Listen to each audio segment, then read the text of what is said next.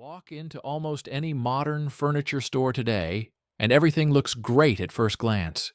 Clean designs, minimalist shapes, perfect lighting, and surprisingly low prices.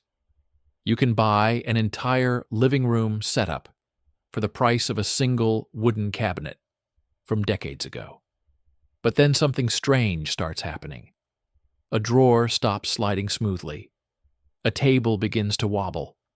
A cabinet door slowly sinks lower every month, and after just a few years, sometimes even months, the furniture starts falling apart. Many people assume this is just bad luck, but it's not. In reality, the way most furniture is made today is completely different from how furniture was built in the past.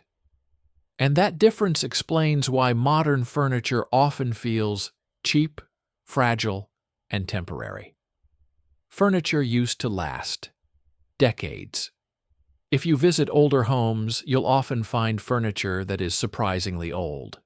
Wooden cabinets from the 1970s, dining tables from the 1950s, dressers that have been used for generations. Some of these pieces are older than the houses they sit in, and despite decades of use, many of them still function perfectly. Drawers still slide smoothly. Chairs remain solid. Cabinets still close properly. The reason is simple. Older furniture was usually made from solid wood. Solid wood is strong, durable, and can be repaired. If something breaks, it can often be glued, sanded, or reinforced. Even after many years, solid wood furniture can often be restored instead of thrown away. But today, most furniture is built very differently. The rise of engineered wood. Modern furniture is rarely made from solid wood anymore. Instead, it's usually made from materials called engineered wood. The most common types include particle board, medium-density fiberboard, often called MDF, and laminated composite panels. These materials are made by compressing wood particles, sawdust, or fibers together using glue and pressure. Then a thin, decorative layer is placed on the surface to make it look like real wood. From the outside, it often looks convincing, but structurally it behaves very differently. Particle board, for example, is essentially compressed wood dust, held together with adhesive. It can be surprisingly strong when brand new, but it has several weaknesses. It does not hold screws very well. It can swell when exposed to moisture. And once damaged, it is extremely difficult to repair. Unlike solid wood, which can survive decades of use, engineered wood often starts degrading much sooner. Why furniture companies switched? If engineered wood is weaker, why did the entire furniture industry switch to it? The answer comes down to cost, manufacturing, and transportation. Solid wood is expensive. It requires large pieces of timber, careful drying, and skilled craftsmanship. Engineered wood, on the other hand, can be produced quickly, using small wood fragments and industrial processes. This dramatically reduces material costs. But there's another major advantage. Engineered wood is perfect for flat-pack furniture. Flat-pack furniture can be disassembled into simple panels and packed into compact boxes. This reduces shipping costs enormously. Instead of transporting bulky, fully assembled furniture, companies can ship flat boxes to warehouses and stores around the world. Customers then assemble the furniture themselves. This model has allowed companies to sell furniture at extremely low prices. But it also introduced a new problem. The weak point: screws and assembly. Flat-pack furniture relies heavily on screws, dowels, and cam locks. These connectors work well when everything is new. But engineered wood doesn't handle repeated stress very well. Over time, screws can slowly loosen. the material around the screw begins to crumble. Once that happens, the connection becomes weaker and weaker. Eventually, the screw stops holding entirely. With solid wood, this problem is less severe because the wood fibers grip the screw tightly. But particle board has a much weaker internal structure. Once it's damaged, it often cannot be fixed. That's why many people experience the same frustrating cycle. They tighten a screw, it holds for a while, then the furniture becomes loose again, and eventually the piece becomes unusable. Moisture. Another hidden problem. Another major weakness of particle board and MDF is moisture.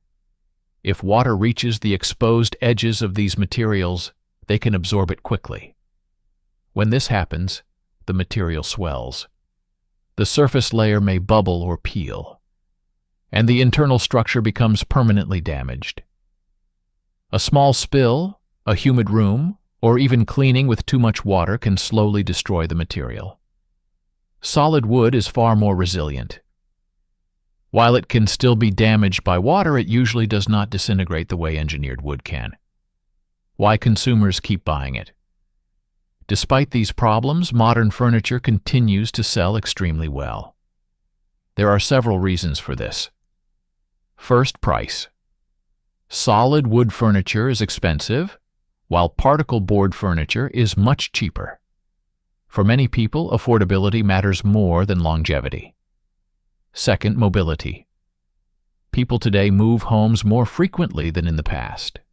Heavy, expensive furniture is harder to transport. Flat-pack furniture is easier to move, replace, or discard. Third, design trends. Modern furniture is often designed to look stylish and minimal. Consumers may replace furniture simply because styles change. In a world where products are expected to be temporary, durability becomes less important. The disposable furniture economy. All of this has created what some people call a disposable furniture economy. Instead of buying furniture once and keeping it for decades, many households replace furniture every few years. Old items are discarded. New ones are purchased.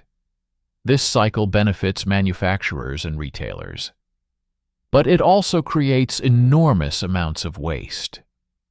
Furniture is one of the fastest growing categories of household waste in many countries.